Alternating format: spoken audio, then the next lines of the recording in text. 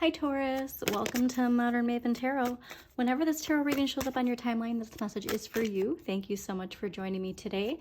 This tarot reading is for any Taurus sun, moon, and rising, but also if you have Taurus in a certain house or in ruling a certain planet, also check out this video for that. For instance, if you have Taurus in your Jupiter and you have a question related to an area in your life that you're trying to expand, then this would also be the reading for you. So always take it how it resonates. And thank you so much to all my subscribers. Don't forget to hit that like button and do subscribe if you're not subscribed already. I did get a sense that there is a lot related to some heavy emotions this week. Not necessarily heavy in the manner of low vibration, but heavy in the amount of emotion that we will be feeling. There is also a really strong sense of a new determination to go in a new direction. So we will see what that is in relation to. But I think my biggest focus I'd like you to concentrate on is not letting too much of the Neptune retrograde get into your head. Now remember, when retrogrades are happening, it's a time to reassess, reflect. But with Neptune, that reflecting can cause us to kind of get into the land of delusion. So don't think about the past in a way that makes you long for something that wasn't good for you, but to acknowledge the reason for endings needing to happen. Yeah, so whatever that was, it was meant to end. Okay, so whatever is on your mind right now, just know that the tarot is saying that was meant to end, and it is part of your Saturn. Okay, so also take a look at your Saturn. What sign rules Saturn in your chart? What house is Saturn in? Because there's some clarity there in relation to your blocks, your fears, your limitations, and how you can build resilience, how you can stand up to the challenges. So take a look back too, from November 2023 to June 2024. Look at all of the challenges that have helped build your resilience in some area of your life, and see how we can now reflect on maybe decisions that we would have made differently in relation to our Saturn placement. But the biggest thing is to not beat yourself up, not to dive too much into a rabbit hole of what ifs, and just continue to move forward. Because don't forget, we have Jupiter and Gemini. There's a lot of expansion, a lot of increase in the things that we are focusing our thoughts and our communication on. So make sure you're focusing on the things that you want and not the things that you don't want. So let's see what we got going on for Taurus.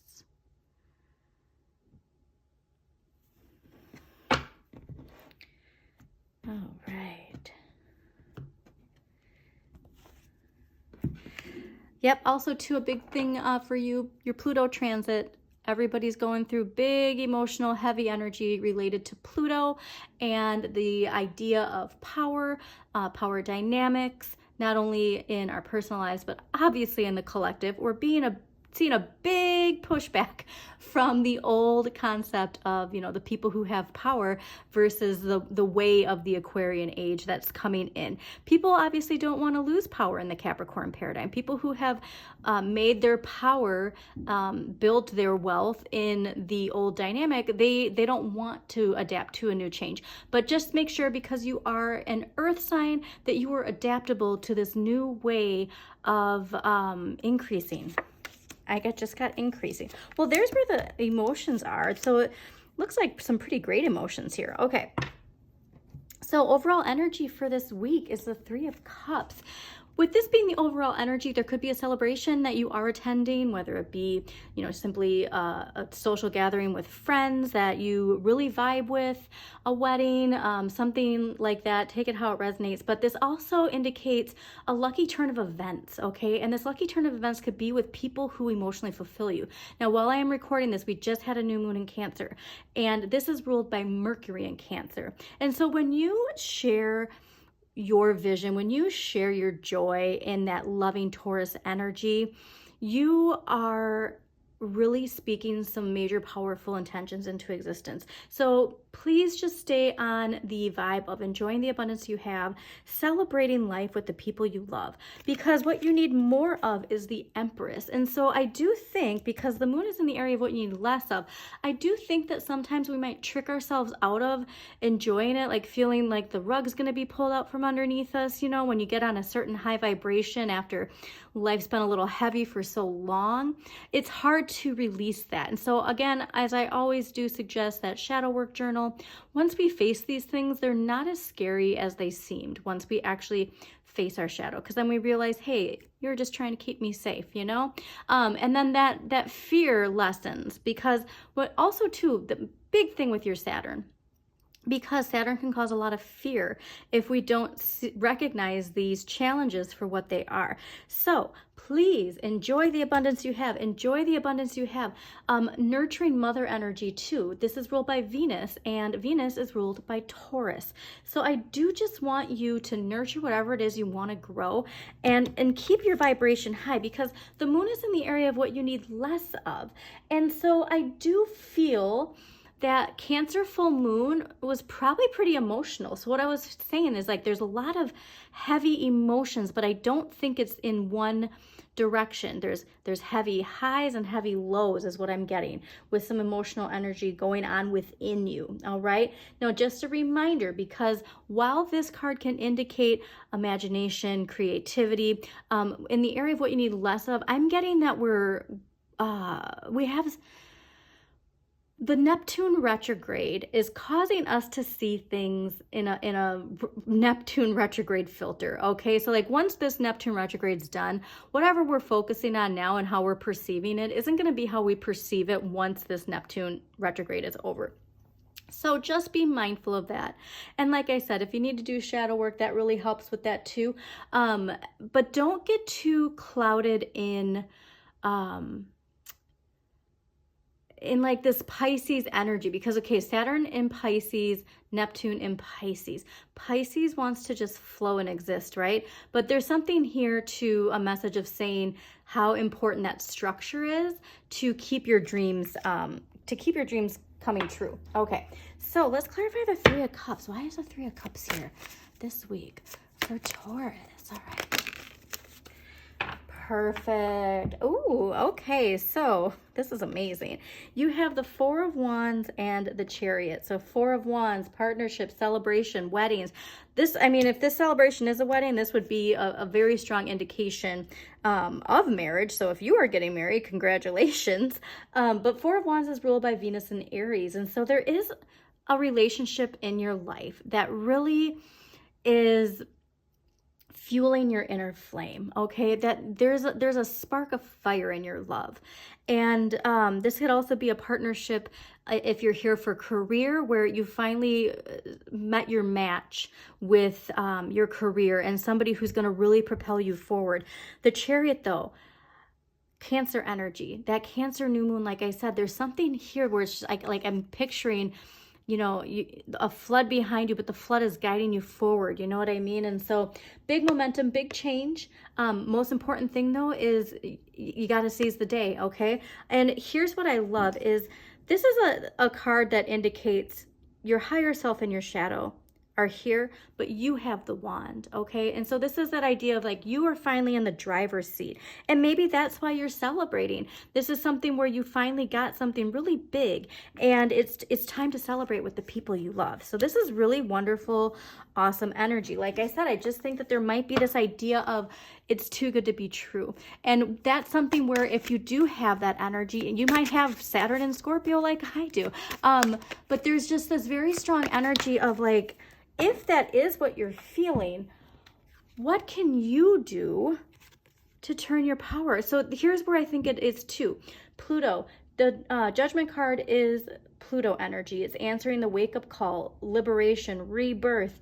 But when it's like this, that's what I'm saying is I think you're doubting your power. I think you're doubting this being as good as it is. And so please do know if everything is lining up and everything's vibing, to go with it, okay?